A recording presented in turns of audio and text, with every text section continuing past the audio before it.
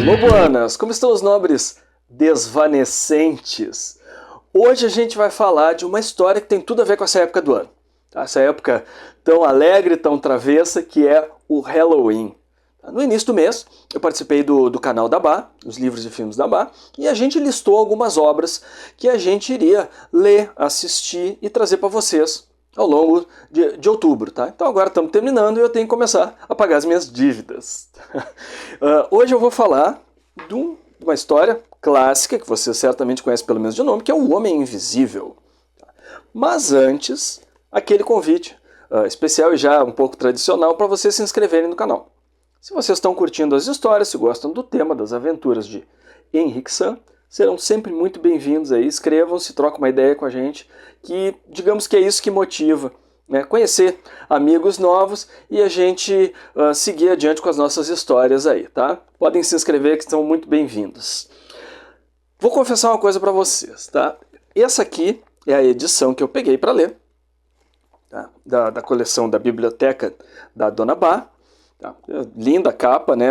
Como é essa aqui, dos Mestres do Horror e Fantasia da Francisco Alves, né? Que a Bá tem tanto carinho por essa coleção aqui. Nesse meio tempo, gente, durante outubro eu recebi um presente da Suane, que eu agradeço muito pela gentileza. Agora eu tenho minha própria edição do Homem Invisível. Só que eu não li nenhuma delas, aí que tem o plot twist. Eu fiz uma coisa que eu confesso que eu me senti até um pouco trapaceando, de certa forma. Tá? Eu cedi ao audiolivro, finalmente, que eu confesso que para mim soou um pouco na realidade como uma radionovela. Né? Tinha alguém lendo para mim. E como eu estava com pouco tempo para ler todo o material que eu tinha me comprometido agora para outubro, aqui ali no carro, correndo e tal, eu fui acompanhando a história por audiolivro. E confesso que a experiência foi muito legal. Tá? Acho que eu até aproveitei mais e prestei mais atenção do que se eu tivesse lido. Se vocês tivessem a possibilidade de ter um superpoder, qual que vocês escolheriam? Tá? Muita gente ia querer voar, invulnerabilidade, super força, soltar raiozinho pelos olhos, as garras do Wolverine, né? Metade das crianças aí iam querer ter. Alguns iriam escolher ser invisíveis, tá? E eu confesso que eu não confio muito nessas pessoas, tá? Porque eu acho que iam querer aprontar traquinagens, tá? O Homem Invisível é uma obra de 1897 do nosso amigo H.G. Wells, que também lançou A Guerra dos Mundos, A Máquina do Tempo, a Ilha do Dr. Moreau, que a gente fez vídeo há pouco tempo aí, né? Há poucas semanas aí no canal. Era um tipo de livro, né, dele, do Júlio Verne, Stevenson, de certa forma, que eram considerados uma literatura, livros de meninos feitos para adultos. Talvez por isso que eu gosto tanto desse tipo de aventura vitoriana. Ele foi, o Homem Invisível, ele tinha um subtítulo, né, uma nota ali, que, quando foi lançado, que dizia um romance grotesco do autor de A Guerra dos Mundos. Tá? Então é um dos pais da ficção científica, né? Eu sempre considero ele o pessimista, né? E o Verne seria o otimista. Mas olha, eu não me lembrava que o livro era tão bom. Tá? Chegaremos lá. Uma das inspirações do H.G. Wells, conta-se, né, publica-se a lenda, foi a República de Platão. Olha só, né, a gente está voltando para a Grécia, né, e no texto diz que se um homem pudesse tornar-se invisível e pudesse agir impunemente, ele andaria entre os homens com os poderes de um deus. À primeira vista é o que a gente pensa, né? Pode fazer qualquer coisa. Mas o H.G. Wells ele foi muito caprichoso e muito detalhista em trazer o lado ruim dessa situação. É quase um tratado em relação aos prós e os contras, muito mais os contras.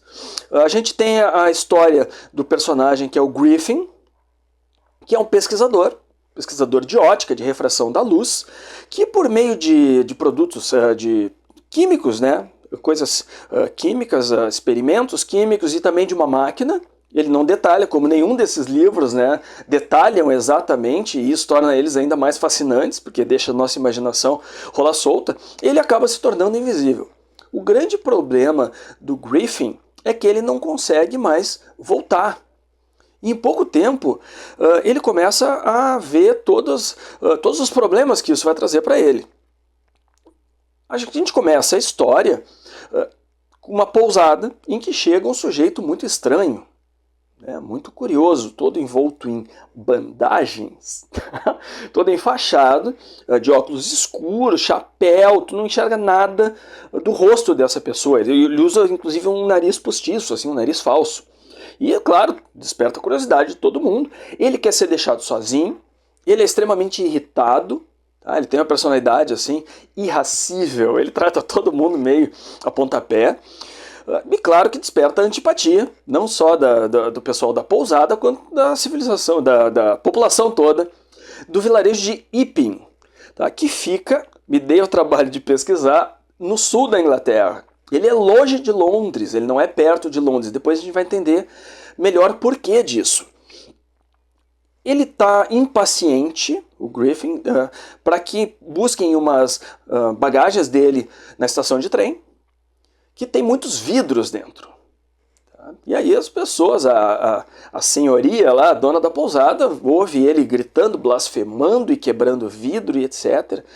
Até que ele não está pagando, né, a estadia, e vão bater na porta dele e tal. Ele acaba fugindo, tá, daquele jeito, ele tem que tirar a roupa, né, e aí a gente começa a ver as desventuras do Griffin, porque ele sai completamente nu pela estrada, pé no chão, né, tá frio, né, ele tem que se esconder da neve, porque as pegadas dele aparecem, ele tem que se esconder da chuva, porque a chuva delineia o contorno dele, a neve idem, né, gruda nele, e aí ele acaba ficando aquela coisa, assim, os caras não conseguem identificar onde ele está. E a vantagem de tu ser invisível é não saber exatamente em que lugar tu tá e tu poder pegar as pessoas de surpresa. Nessa fuga, ele conhece um cara meio bruto, assim, meio limitado intelectualmente, digamos, que é o Sr. Marvel. E ele pega o Marvel para ser uma secla dele. O Marvel topa ajudar ele nas coisas que ele não pode fazer e volta para a aldeia para buscar uns livros do Griffin, que teria ali o segredo, né, da fórmula, que ele está querendo, sei lá, reverter de alguma forma a situação dele. E o Marvel, ele tenta trair o Griffin, porque ele vê que não é um cara de confiança, é um cara que tá meio lelé da cuca. Aí o Griffin descobre, ameaça partir o pescoço dele, que é digamos que é uma frequência, né, é uma situação frequente ao longo do livro dele ameaçar as pessoas, porque a pessoa está completamente à mercê, né, do homem invisível. Tá? Esse livro é cheio de arabescos, ninguém consegue entender, porque ele é uma mistura de grego, latim e alguma coisa. Novamente, o homem invisível tem que dar no pé e acaba chegando na casa do Kemp. O Sr. Kemp, que é um conhecido dele, um colega da escola de medicina, de muito tempo atrás. Também o Kemp, ele tenta aliciar, né, pro lado dele, dizendo, cara, a gente tem poder na mão que a gente tem que aproveitar, tem coisas que eu não posso fazer, mas aí tu me ajuda e os dois vão se beneficiar. Nesse ponto, ele conta como foram os experimentos, de certa forma, né, como é que foi o começo assim, da história, aí, da invisibilidade dele. Tem uma passagem muito legal, que ele fala que a primeira criatura foi um gato de uma véia, lá de uma senhora, e ficava só os olhinhos do gato passeando. Imagina só os olhinhos do gato de um lado para o outro, o gato miando. E também parece... Aí o Kemp pergunta, tá, e o gato sobreviveu? Ele, eu acho que sim, porque de vez em quando alguém falava que via uns olhinhos passeando na rua. De novo, aí ele conta também que ele estava num outro local, porque ele tem que estar sempre fugindo, ele não tem grana, ele não tem bolso, gente. Né? Qualquer coisa que o cara sair carregando, identifica o que tem, tem dinheirinho voando. Né? Eu sei que o pessoal resolve, né, onde ele estava lá, esse novo local, invadir, isso ele contando, né, no começo da história. Ele queima tudo, sai correndo, a máquina dele, no caso, os experimentos dele se perdem, tá, o que piora a situação dele, e ele começa a ficar cada vez mais desesperado, ele transparece isso para o Kemp, que resolve dar uma de X9. O Kemp vai lá dedar ele. Ele descobre, fica enlouquecido com isso. Então, assim, são uma série de de fatos, né, que vão se sucedendo, piorando cada vez mais a situação do Sr. Griffin. Tá? O desfecho eu deixo para vocês, né? No final é muito interessante que o finalzinho, e eu acho que eu não estou entregando nada, é alguém constatando assim, que ninguém nunca vai saber, né, o segredo do Griffin. Griffin é uma pessoa egoísta, completamente desprovida de moral e de empatia. Ele quer só se beneficiar. De certa forma, ele seria um proto-super vilão, né, que a gente vê tanto nos quadrinhos. Eu acho que tem muitas características dele, né, porque ele quer dominar o mundo. Ele promete para o Kemp que ele vai criar um reino de terror na Inglaterra. Tá? Através das coisas que ele pode fazer, que é ameaçar, que é chantagear e que é matar as pessoas. Só que o livro ele não é exatamente de terror, ele está mais, eu acho, para ficção científica. Né? E no meu caso, eu vi como uma aventura, né? Ele mata uma pessoa ou duas. Eu acho que ele mata um velhinho abengalada e tal, né? Mas ele apronta muita coisa. Até certo ponto o livro ele é divertido nesse sentido.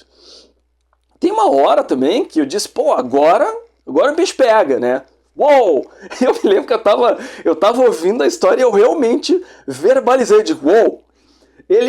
Cara, ele enfia um machado na cabeça de um policial.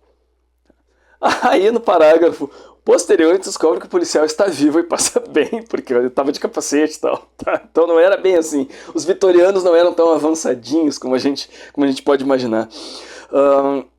O livro é tenso. É legal porque ele mantém uma expectativa até o final do que vai acontecer, tu vai acompanhando a história e tu não sabe realmente como vai terminar, né? Tu tem só uma ideia.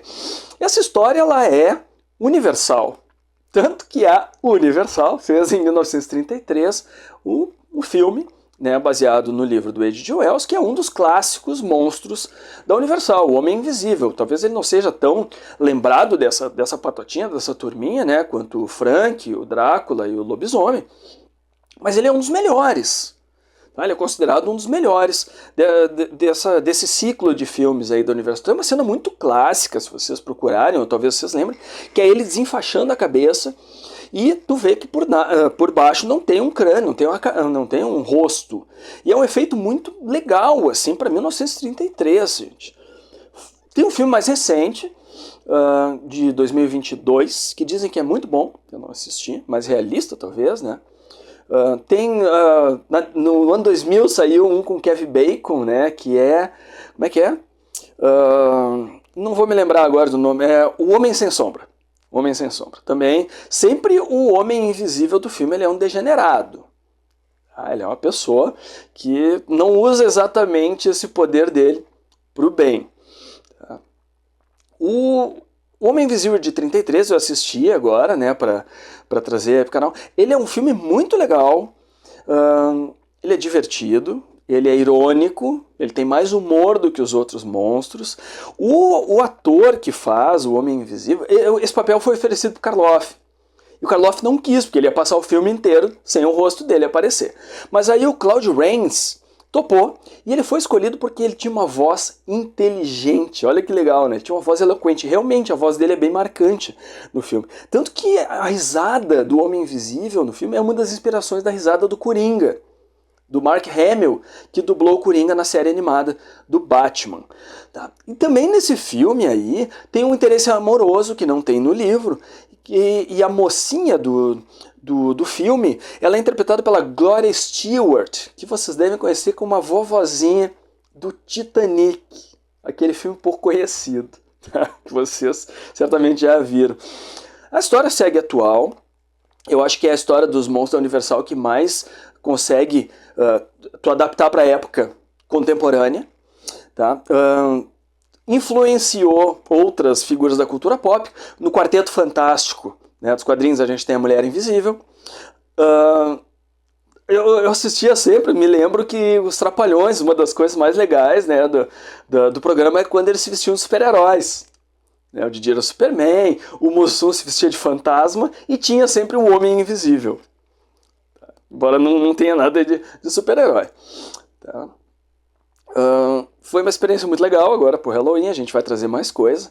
Eu vou sugerir também para vocês aí depois assistirem o vídeo que o Carlos né, do canal Livros e E-Books fez. Vou botar o link aqui embaixo, tá? Eu não assisti ainda o vídeo do Carlos porque eu prefiro não me influenciar pelas análises dos amigos, né? Eu queria trazer a minha visão, porque senão a gente acaba pelo menos seguindo mesmo um roteiro semelhante. Tá? E diante dessa história tão curiosa, né, e tão marcante, eu só tenho uma coisa para dizer. Eu só acredito vendo. Até logo mais, buenas!